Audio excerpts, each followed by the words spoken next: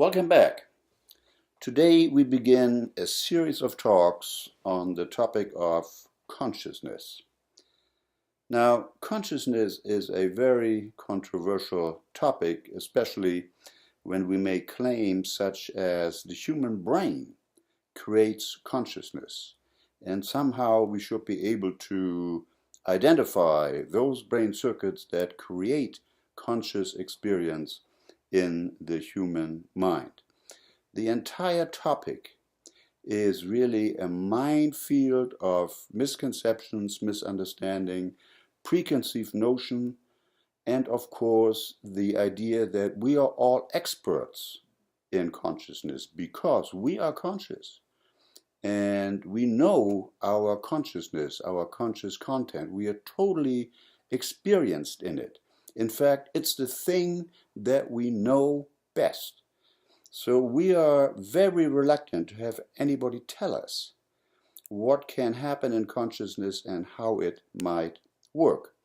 In addition to our own personal resentments about people talking to us about our consciousness, there is an entire 2,000-year history of difficulty, both philosophical, religious, and scientific, that can easily torpedo any attempt to introduce a reasonable, rational discussion on mindfulness.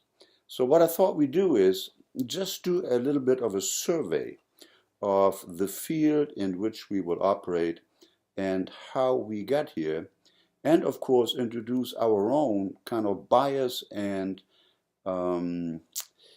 conviction as to what the science of mindfulness really should accomplish in the end. Now, I want to introduce you to a book written by Stephen Greenblatt, who is a professor of humanities at Harvard. He wrote this wonderful book called The Swerve. And in this book, he details the discovery of a manuscript of a text written around 50 BC in the Roman Empire. This manuscript was known to exist because other authors, from Cicero and other famous writers in the antiquity, had made reference to this text and quoted on occasion from it. However, the original manuscript was not available.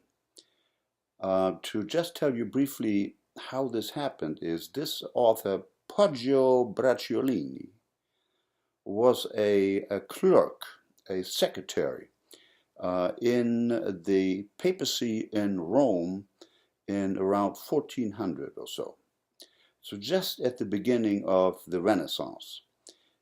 He ran into all kinds of political problems at the papal court, eventually kind of got disgusted and dedicated himself to his original hobby, which was to find ancient manuscripts. Many educated people in those days were very interested in the Latin-speaking antiquity. Authors such as Cicero, in this case Lucretius, and many others, whose Latin was admired and often formed an inspiration for other texts. Latin at that time was the lingua franca, it was the language, as English is now, which was spoken throughout the civilized world, and both scientific and other texts were published always in Latin first, and if translated only rarely into a more common language. So in 1417, Poggio arrived at a monastery in Fulda, Germany, and he pulled a manuscript from the shelf, and it was entitled De Rerum Naturae, which means in English, about the nature of things, basically about the nature of the world and what makes it tick. And he knew immediately from his extensive knowledge of Latin literature, that this was the original transcribed, handwritten, of course, before the Gutenberg printing press was invented. This was the original text that everybody had been looking for. This is a huge poem, many thousands of lines long, inspired by the Epicurean philosophy. Epicurus was a philosopher in ancient Greece who also adopted ideas from Democritus, who invented the idea of the atom. Atom in Greek means something that cannot be divided. So atomic physics derives its name from this old idea that if you cut a material into smaller and smaller pieces, you eventually arrive at something that cannot be divided anymore. And it's kind of the substrate, the core of material and existence. So this is what this book, De Rerum Naturae, talks about. The stuff of the universe, Lucretius proposed, is an infinite number of atoms, running randomly through space, like dust motes in a sunbeam, colliding, hooking together in a ceaseless process of creation and destruction. So this kind of flew in the face of the old Aristotelian idea that there must be a primary mover, a primary cause, and a teleological design. Something happens, set in motion by something for some reason. There is a natural tendency for bodies to want to be close to the earth, and that accounts for gravity. That was a typical teleological explanation of gravitation. Now, Lucretius does not agree. He says the atoms are jumbled and shuffled in many ways, and in the course of endless time, they are buffeted, driven along in all motions and combinations. At last they fall into such an arrangement as would create this particular universe. So the core then of this vision can be traced to one simple incandescent idea that everything that has ever existed and everything that will ever exist is put together of indestructible building blocks, irreducibly small in size and unimaginably vast in numbers. Furthermore, there is an evolutionary aspect to this. Lucretius denies that there is a master plan, a divine architect, or some intelligent design. No, he says, everything just happens by chance over vast stretches of time. And he says this evolution is random, though the case of living organisms, it involves a principle of natural selection. Now, what does that remind you of? It's, of course, Darwin's language of selection of randomly created variations in genetically inherited traits. This was written in 50 BC, before the advent, of course, before the birth of Christ and the advent of Christianity. But, of course, a monotheistic religion was already deeply established in the Middle East, namely Judaism. God is the creator of the universe. He is the master planner, and he has a divine design and a purpose. He created Adam and Eve for certain reasons, and so forth. So this is a materialistic and atomistic theory of the universe. It is a cosmology. And so what should human beings do? How should they calm themselves in the event of adverse consequences of their action, of catastrophes, and of course of death? Well, what they can and should do, he wrote, is to conquer their fear, accept the fact that they themselves and all the things they encounter are transitory, and embrace the beauty and the pleasure of the world. That, of course, rings just like pronouncements by the Buddha made about 500 years before this text was written. Also encouraging humans to accept things as they are, in fact, to study things, to discover what the world is really all about, and not to be distracted by appearances. But we will get back to that at a later point. So, this for Lucretius was cause for celebration and a deep sense of awe and wonder, not a sense of despair. On the contrary, grasping the way things are is crucial towards the possibility of happiness. Human insignificance, the fact that it's not all about us and our fate, is, Lucretius insisted, good news. So this is the beginning of what we now would call humanism. It is not all about us, but since there is no divinity, there is no afterlife, and there's no soul, in Lucretius' opinion, it's up to us to create meaning. And it opens up the possibility of examining everything to the end with scientific approaches.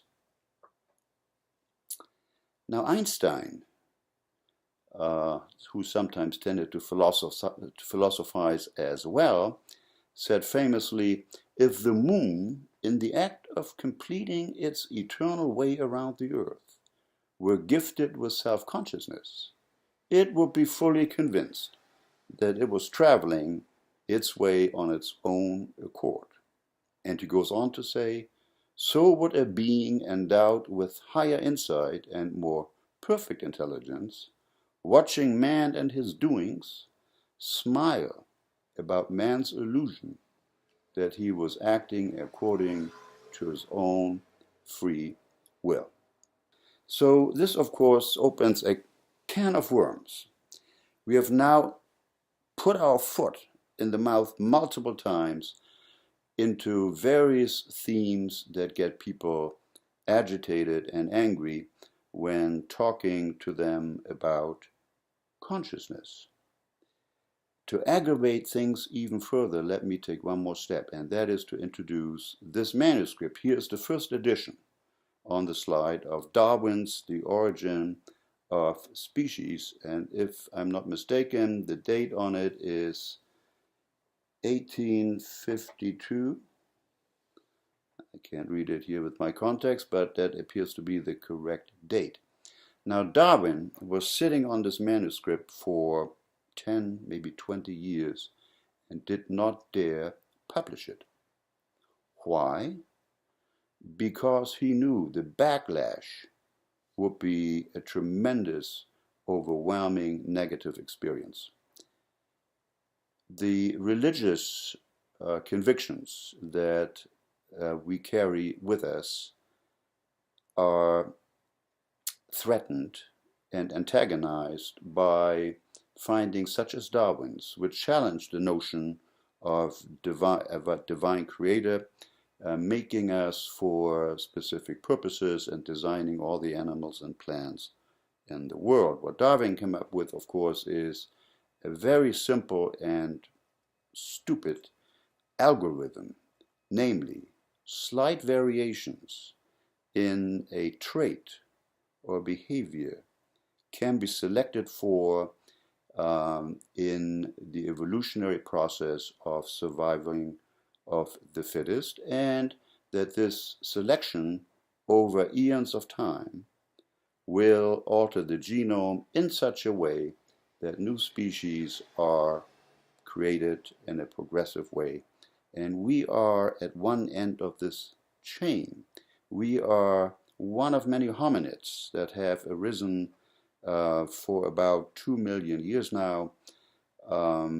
We have shared this planet for a lengthy period of time with much bulkier and stronger cousins of ours, the Neanderthals. In fact, many of us carry Neanderthal genes or DNA. perhaps 1 to 3% of our DNA is derived from Neanderthals. So we did meet them, we made love to them, and we had children.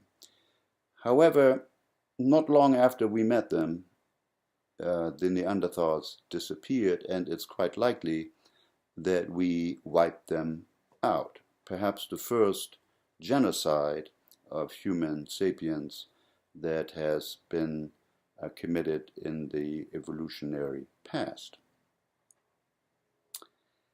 Here's the last paragraph of this big, humongous book, The Evolution of Species. Darwin writes, "Thus from the war of nature, from famine and death, the most exalted object of which we are capable of conceiving, namely, the production of higher animals, directly follows." And then he says, "There is grandeur in this view of life, with its several powers, having been originally breathed into new forms, or few forms, or into one, and that whilst this planet was cycling on according to fixed laws of gravity from so simple a beginning, endless forms, most beautiful and most wonderful, have been and are being involved." So you can see the sentiment is very similar to the sentiment that Lucretius expressed in his materialistic viewpoint. Rather than being desolate and depressed about his viewpoint, he says this is a cause for celebration. The ability of humans to look into the nature of things, to accept things as they are without a previous bias or conviction, and celebrating the world as it is the same sentiment that Darwin here expresses at the end of The Origin of Species. Now, some years after Darwin, a German philosopher high in the Alps, in the Oberengadin region of Switzerland, wrote a book. And he wrote this book in this little chamber here on the slide, and it was called Also sprach Zarathustra. It's a very strange book. It's also a poem, in a sense, just like Lucretius' De Rerum Naturae. And in this poem, a old man in the mountains walks around and contemplates how to explain to himself and to other humans what we're all about and how to adjust ourselves to a world without God. And I will now show you a couple of brief video clips that we shot in Switzerland at Nietzsche's house. It's not his house, but he rented the same room for a number of summers in a row. He did like this high alpine valley because of the clean, fresh air, the mountain, the brisk walks he could take on the mountain paths, and it helped him philosophize. He liked the rugged high mountains and the clear, thin air because he felt it made it possible for him to concentrate on his work. The other part, perhaps, is his ongoing quest for solitude.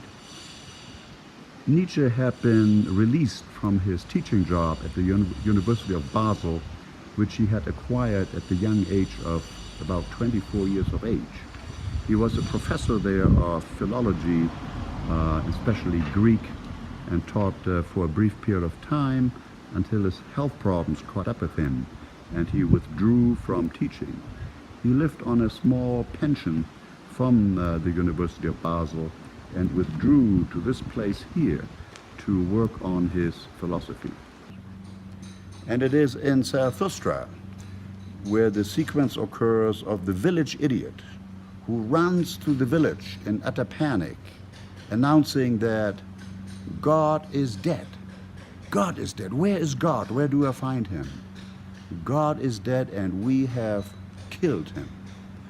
This, of course, became very famous as the utterance that pronounced atheism and the despair that comes with the realization that the religious certainties have been canceled by two streams of insight, namely the Enlightenment, Newton's physics, Descartes' mathematics, Spinoza's God, about which we have to say more later, as well as Darwin with his elucidation of the mechanism of speciation, abolishing the need and the idea for a providential God who had designed a place for us in the universe and constructed us in his image. So next to me here is a statue of the snake. Next to me is the statue of the eagle. Now this is in reference to a famous section in Zarathustra, where Zarathustra is walking on top of the mountains and he sees an eagle who has a snake in his beak. In fact, the snake is intertwined in some way with the eagle. And these are the two animals that in some way symbolize Zarathustra's relationship to nature, soaring above the clouds and above the mountains, and having the wisdom and the cunning of the snake. Okay, welcome back from our excursion to the Oberengadin in Switzerland and Nietzsche. So Nietzsche famously said, God is dead and we have killed him. Now, how did we kill him? Well, we killed him by science and by human reason. Just as back in 50 BC, Lucretius had no use for Roman gods or Greek gods and declared them unnecessary to understand the world and to adjust to the world. So Nietzsche, after 2,000 years of Christianity, was wrestling with the fallout of, in part, Darwin's Origin of Species. So if an algorithm can explain the variety of life forms on Earth and the evidence for a creator is totally lacking and not required, how do we adjust to this? What should be our reaction? And it's hard, perhaps from our perspective, to understand the panic and difficulty that occurred throughout the history of Christianity when scientific ideas were first pronounced. You may recall the history of Galileo, who ran into trouble with the Catholic Church and was put under house arrest and barely escaped the flames of the Inquisition. A monk by the name of Giordano Bruno, who was a cosmologist who speculated about multiple universes perhaps existing, did not escape this fate and was incarcerated, interrogated, tortured, and burned to death at the stake for his heretical views. Later in the early 1700s, an inquisition occurred in Spain. The Catholic Church persecuted Jews, Sephardic Jews, who had been living in Spain for quite some time, had been doing well and getting along well with the, at that time, Muslim rulers of southern Spain. However, when Spain was Christianized and the Muslim rulers were kicked out, the Inquisition began, and many Jews either had to convert to Christianity or leave the country. One of those was a family by the name of Espinosa. We know him as Spinoza today. His parents established a business in Amsterdam, Holland. Holland was very liberal at the time, and Spinoza quit the family business, supported himself by grinding lenses and writing philosophical books. One he published, and the other one he kept in his desk, just like Darwin kept his manuscript in his desk because of fear of persecution, perhaps incarceration, and worse. That book is called The Ethics by Spinoza, and in which he points out that there is really no reason for all this religious variety going on, that there's only one substance in the world of which everything we see are basically manifestations. He draws the conclusion that this will invite us to ethical conduct and to taking care of one another and many other such consequences. So here we are then at the appearance of Isaac Newton. Now, Isaac Newton put science on the map in a big way. We all accept his idea of gravitation. Among other things, he invented calculus. The claim is not totally incontroversial because a philosopher by the name of Leibniz also did mathematics and may have invented the same mathematical procedure. The two had some unfortunate interactions, but I think Newton is most likely the one who is been credited for that. So he derived the equations of motion and the equations of force, which are differential equations. Differential equations are wonderful things. They allow you to describe changes in properties or states of affairs with respect to time, for example. Or partial differential equations allow you to model changes with respect to other properties or more than one property at one time. Here's a famous equation from quantum mechanics by Edwin Schrödinger. So he was able to describe the state of an electron going around a atomic nucleus. This is the so-called wave function. It describes the behavior of photons and other quantum elements. This equation has been astoundingly successful and has formed the foundation of a branch of physics which makes predictions with astonishing accuracy and has never been contradicted by any experiments that physics has ever done. So here we are then in the early 20th century with science firmly established, and no religious authority would argue very much with differential equations at this time. So Sean Carroll, a book of his I would recommend for you to read, is called The Big Picture, is a cosmologist and theoretical physicist at Caltech in Southern California, and he has given a great deal of thought about the implications of physics in terms of understanding human nature and perhaps the human mind, including consciousness.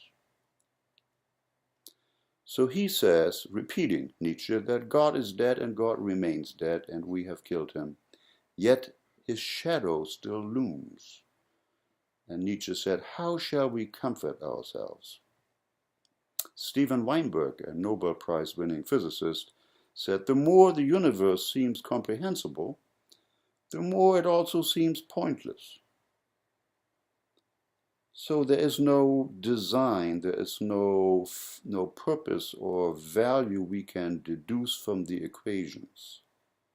The measure of meaning must come from us, ourselves. And that's really the main message in the book that I'd like for you to read by Sean Carroll.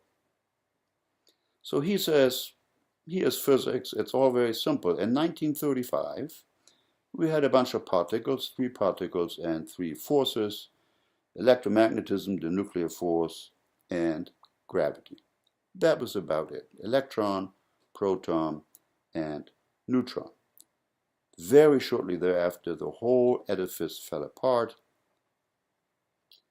and we figured out that neutrons have an internal structure, as do protons. We have quarks inside. We have the strong nuclear force that binds these quarks inside the proton and the neutron in such a way that it's impossible, even on theoretical grounds, to liberate a quark, but on theoretical grounds, their existence can be easily proven. We now have neutrinos entering the fray. We have the weak nuclear force of radioactive decay, and we of course still have electromagnetism, as well as the recently proven and discovered Higgs boson, which is a manifestation of the Higgs field. Now, why am I telling you all of this? The end result of this story is that everything in our everyday experience that we can see, touch, feel, and experience is described by what the physicists call the Standard Model. The particles and forces that have been described are totally sufficient to account for everything that we can ever experience and see in everyday life. There is no other space for some new funny field coming in that might explain things like consciousness, for example. So here's the big map of physics, of course. And here we have relativity, Einstein. We have the quantum situation here, and we have philosophy. So philosophy, in the upper right corner, deals with issues like the philosophy of science, consciousness, free will, and so on and so forth. This territory here is described. There is nothing else to add and nothing else to take away. There is no other force. In fact, there is an equation. Now, I don't claim to understand this, but you can see it's a very short equation, and it combines a number of factors that physics knows about, namely quantum mechanics, space-time gravity, Einstein, relativity, some other forces, descriptions of matter, and the newly discovered Higgs field, which endows matter with what we call mass. That's it. There is nothing else, and there will be nothing else. In 100 years from now, this equation will be as valid as it is today for the regime that our lives are conducted in, namely on this earth at very slow speeds, not approaching the speed of light, although space-time gravity, of course, is here. We don't know about what's going on at the horizon of the black hole or inside the black hole, and other issues of cosmology, such as the origin of the Big Bang, but that does not affect us here on this earth, where we have been living now for, in our current modern incarnation, maybe 200,000 years, or if you want to start our beginning at the cognitive revolution, about 70,000 years, just an eye blink in evolutionary time. So it only took us about 70,000 years to come up with this description of our world. And so here are some conclusions that Sean Carroll draws. One, astrology is wrong. You know, the moons of Jupiter or the path of the planets have no way of influencing us here on Earth because there are no special forces or waves that can do this. The other sad news is there is no life after death. There is no way in which a description, a physical description of our body can allow for such an eventuality, given the physics that we know. Lucretius, not knowing any of these equations, of course, came to the same conclusion, that everything is made of atoms, including our soul, and in the end, the atoms will disperse and rearrange themselves in new and creative pattern. And he says, no big deal. It's cool. It's a good thing. Things come around and go around. This is a plot in which quantum field theory maps out what we can study and what is ruled out by the different equations that exist in quantum field theory.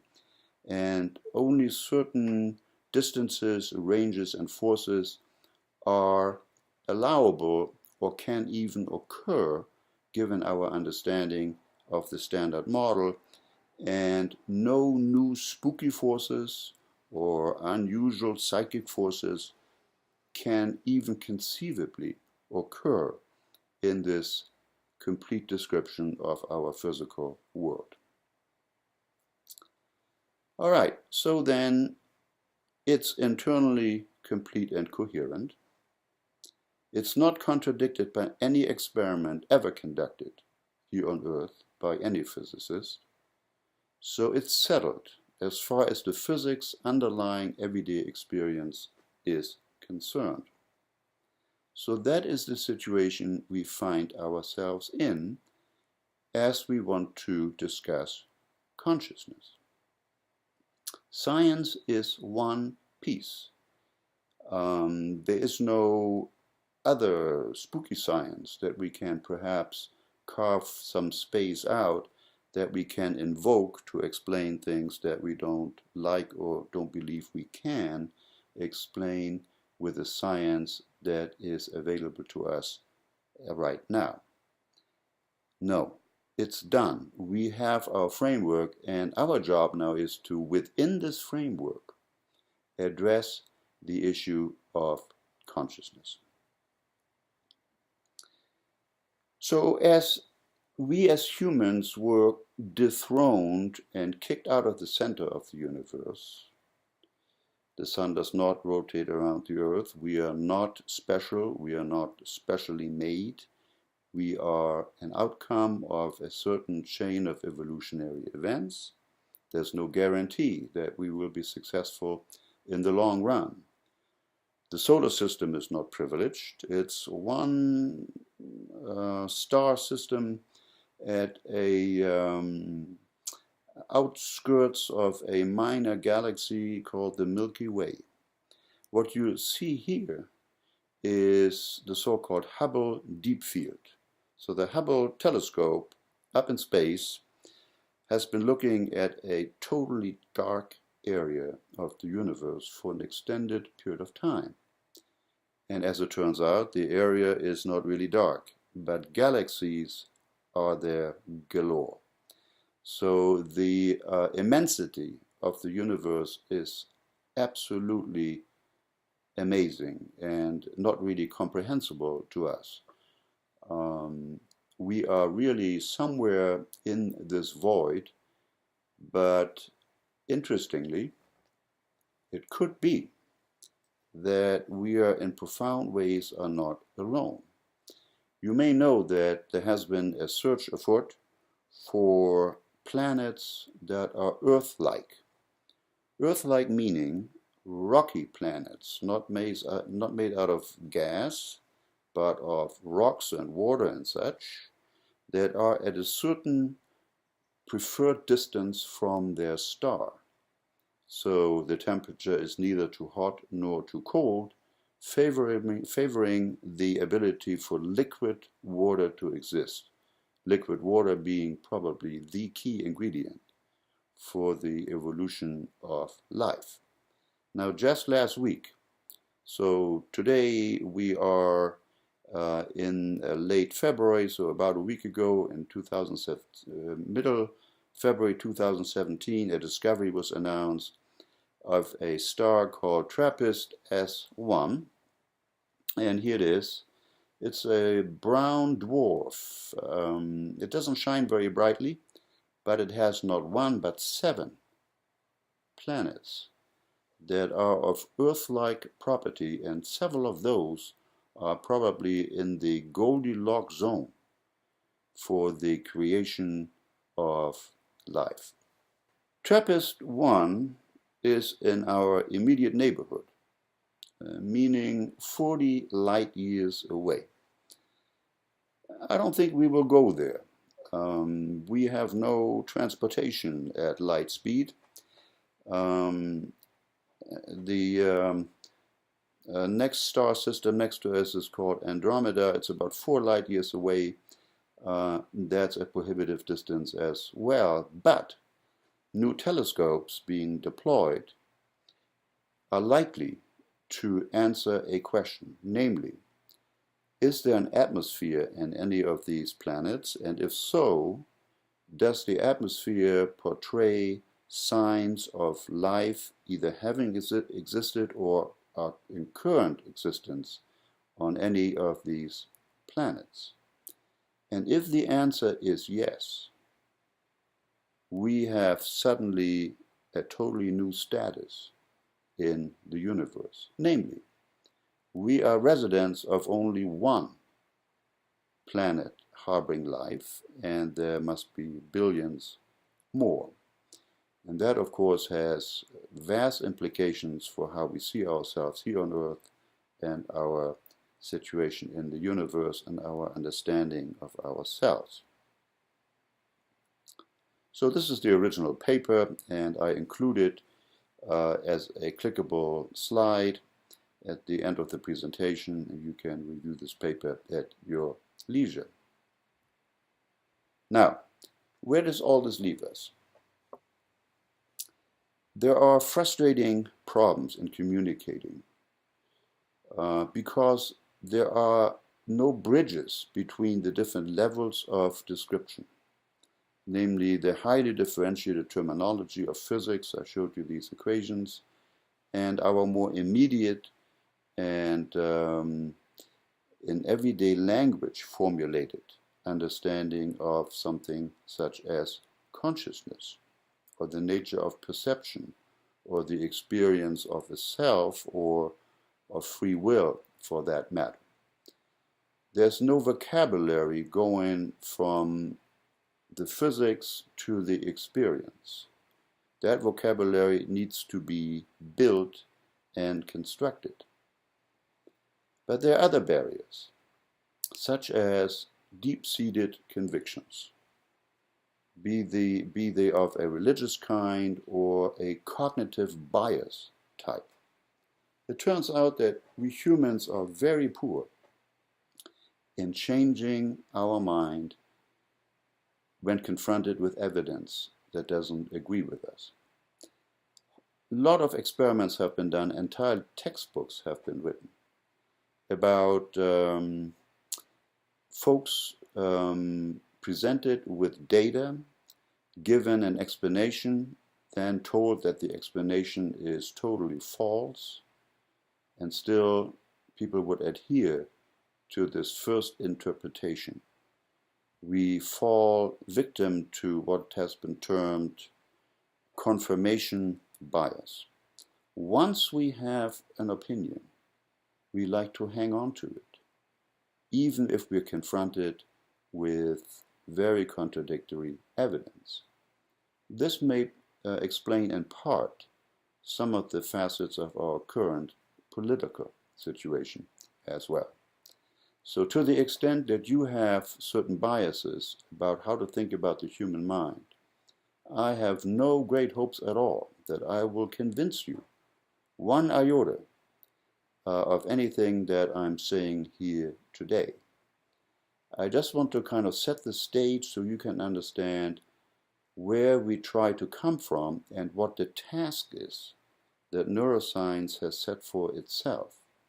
It is a fairly ruthless adventure, namely to explain something so familiar to us, but without a bridge to scientific findings, and explain it in purely scientific terms. So here in the background you hear music by Ludwig van Beethoven. He wrote this music when he was totally deaf. so he had no sensory auditory input. He would compose these pieces in his brain alone. So the neurons in his brain would put together a complicated sequence of pitches, duration, rhythm, harmony, emotions, and the interplay of 4 instruments, 2 violins, a viola, and a cello, at the same time. And the way he notated this, so we can read his mind and follow his thinking, was in little scribbles like this. Now those of you who can read music know pretty much what is written down here. Now, if I had met you in the year 1890, and I had come to you and showed you a little disc, a flat disc, and had said to you, here on this disc, a very thin disc, I have captured the thoughts and a composition of Ludwig van Beethoven.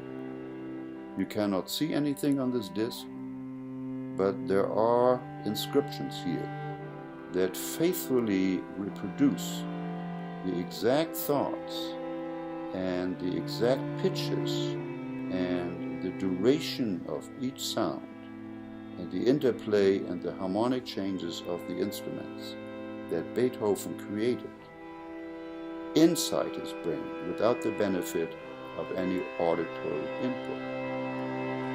You would have put me in a straitjacket because, of course, it was inconceivable. How can this be? How can a truly analog event, such as sound waves, produced by 4 instruments in real time, in response to a notation by Ludwig van Beethoven, how can this qualia, it's called in philosophy, this something it's like to be, or something it's like to hear this, how can this be on a flat disc? It's impossible. It cannot be done. Well, here's the Takács Quartet, and they did just that. They played Beethoven's thoughts from his notation and recorded everything onto a compact disc. All of his quartets. The reason you can hear them is because you need to put it into the appropriate playback machine. You need a digital to analog converter, such as this Marantz CD player. You need to feed the analog signal into an amplifier and then into an appropriate loudspeaker. And you can recreate what the Takács Quartet has done. So I leave you with this analogy / metaphor of something that we want to dismiss out of hand. It's not possible. For example, it's impossible that a material process in the brain, a physical chemical process, can ever instantiate something like consciousness or the experience of the red color of a rose or the enjoyment of a piece of music. It's just impossible. Well, the last sequence of slides has shown you there is a way to go from one physical representation to a manifestation of the qualia itself if you have the right playback machine and the right recording machine. So this is food for thought. In the next number of thoughts, we will begin to try to unravel how scientists have approached the issue of consciousness. And there are various different approaches. Rather than getting involved in the eternal philosophy and in the never-ending debates about what is possible or not possible, neuroscientists just got to work on it. And fortunately, I should say, in recent years, it has become acceptable in neuroscience departments to do that. Only 30 or 40 years ago, if you didn't have tenure and you were an aspiring assistant professor, you would have been committing professional suicide if you had proposed to your chairman or a funding agency to want to study consciousness. Times have totally changed and are changing very rapidly now, particularly with the emergence of new artificial intelligence machines, which are smarter than we are in many ways, but operate, at least thus far, without being conscious. So thank you for listening to our introduction, and we'll see you soon back at Behavioral Health 2000 with our first forays into the neuroscience study of human consciousness.